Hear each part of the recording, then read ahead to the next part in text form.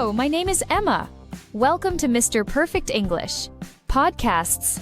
Hello, my name is David. Like, subscribe, and share with your family and friends. In the full script, Mr. Perfect English, Money episode. Welcome back, everyone, to Mr. Perfect English, where learning English is easy and fun. Hello, everyone, and hello to all our wonderful listeners. It's so good to be here again. I feel like money can be such a tricky topic to talk about, even though we all deal with it every single day. Why do you think people get nervous about discussing it? Honestly, I think a lot of people worry they'll sound silly or not know the right words, especially in a new language. But really, money is just a part of daily life. No need to stress about it. That makes sense.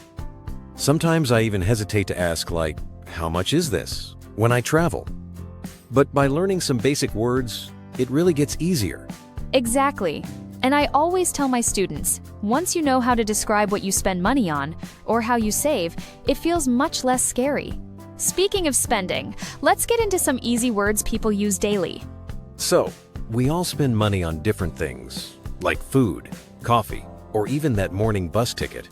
The word spend pops up a lot. How would you explain it to someone just starting out with English? I'd say spend just means giving your money to buy something. For example, if I give $3 for a coffee, I spend $3. Simple as that. That's a super clear explanation.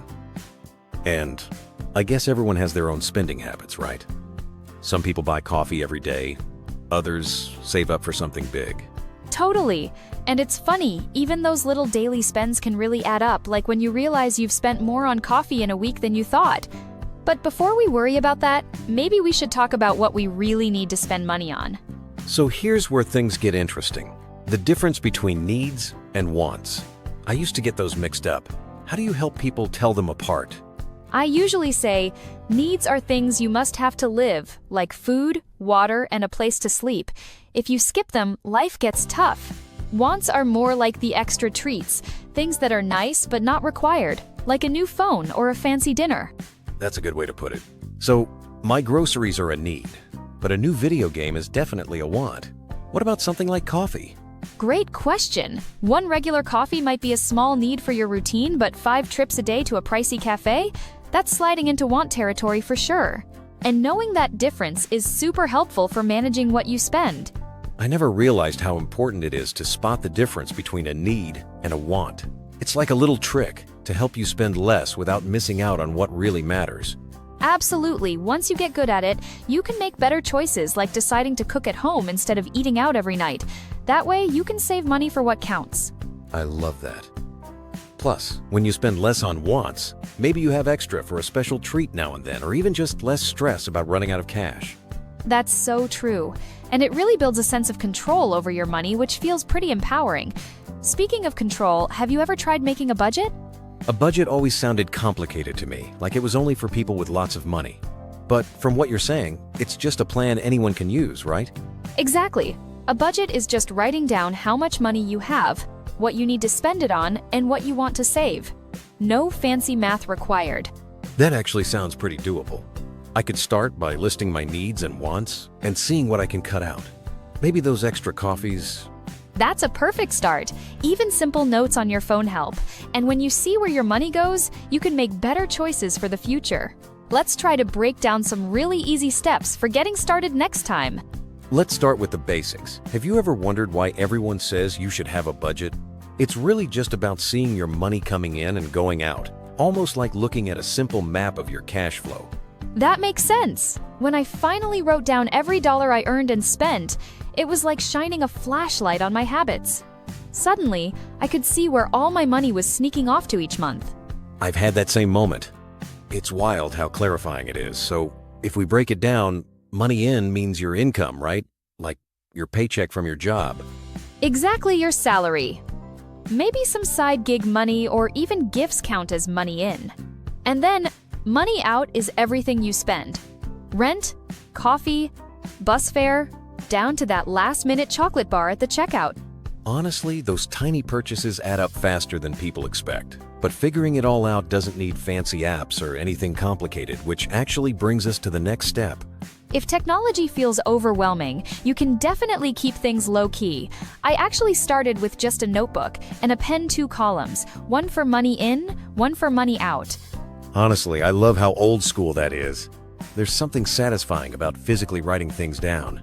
So under money in, you'd list your salary or income and then record every expense under money out, even those sneaky snacks, right? Absolutely. I was amazed the first time I tracked every little purchase, even the candies. It really paints a clear picture.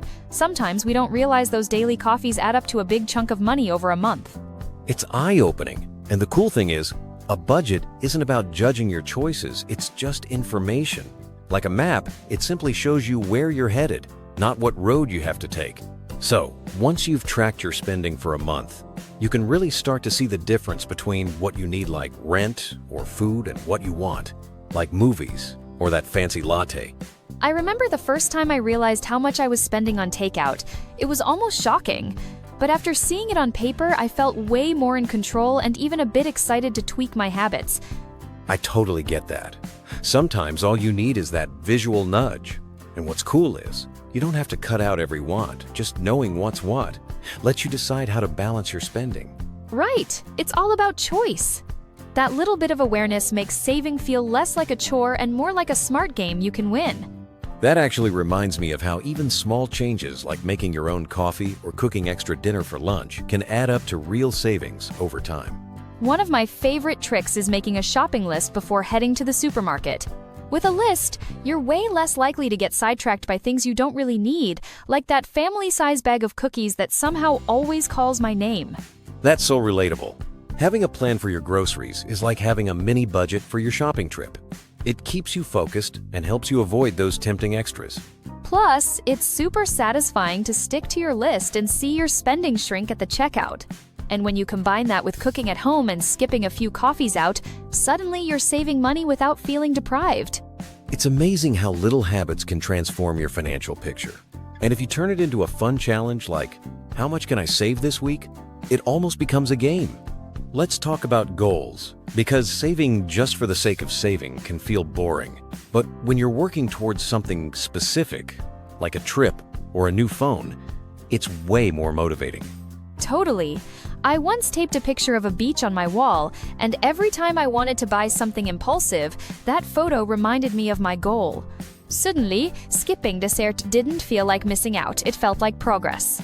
That's such a cool trick. And even putting your spare change in a jar with a fun name like Vacation Fund can make the process feel lighter and more tangible. And for those who like to keep things digital, opening a separate savings account works wonders. Out of sight, out of mind, but still growing toward that goal. Exactly. Whether it's a piggy bank or a digital account, the key is to make saving personal and, honestly, a bit playful. That way, you'll want to keep going. So let's quickly run through our checklist. Figure out your needs versus wants, jot down a simple budget, look for tiny ways to save, set a fun goal, and stash your spare change somewhere safe. And don't forget those key English words we use today: money, spend, save, budget, cost, price, need, want, goal, coins. The more you use them, the more natural they'll feel.